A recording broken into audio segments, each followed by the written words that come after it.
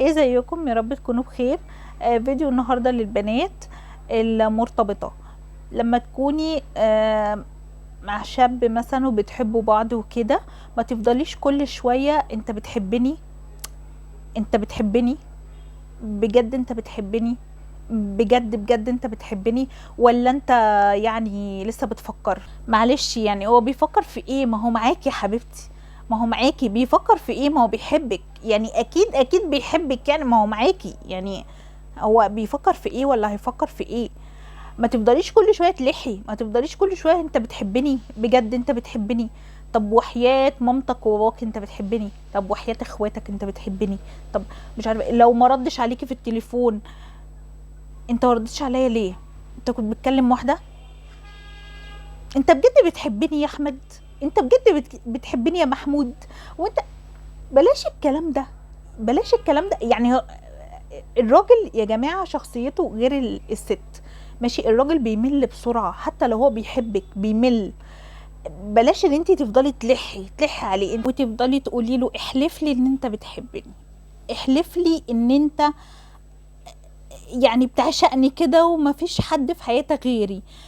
بصلي وانت بتكلمني في عيني، انا حاسه ان انت مش صادق. بصلي كده وانت بتكلمني.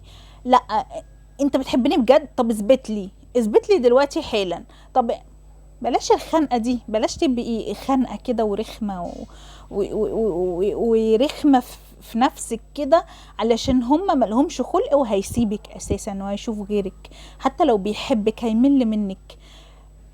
بطلي لت، بطلي عجن، بطلي الحاجات دي بتتحس في العين وفي التصرفات.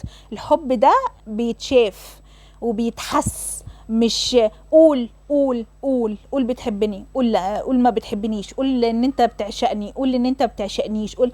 بلاش الكلام ده. الحاجات دي بتتحس يا جماعة بتتشاف بالعين، مش بتتقال. الكلام كتير، الناس يعني طول ما هي ماشيه وتقول لك بحبك بحبك بحبك. ما انت بتروحي تشتري من السوبر ماركت، الراجل بيقول لك اتفضلي يا حبيبتي، يعني هو حبيبتي دي يعني بيحبك؟ يعني معلش يا حبيبتي، برضو يعني افهمي كده، عقلي تصرفاتك عشان ما يسيبكيش او يمل منك، او ممكن يستمر معاكي بس يبقى ملان منك. يعني نفسه ان انت تبطلي الحكايه دي. هو بيحبك وكل حاجه، بس نفسه ان انت تبقي كده عاقله كده وبتفهمي من التصرفات ومن من العيون ومن الكلام ده.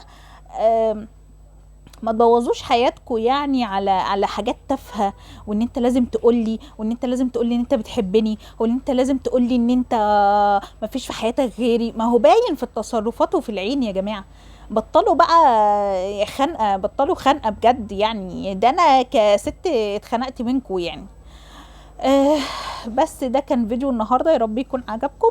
وما تنسوش الاشتراك او المتابعه حسب ما بتشوفوني على اليوتيوب او الفيسبوك. واشوفكم في فيديو جديد ان شاء الله على خير. باي باي.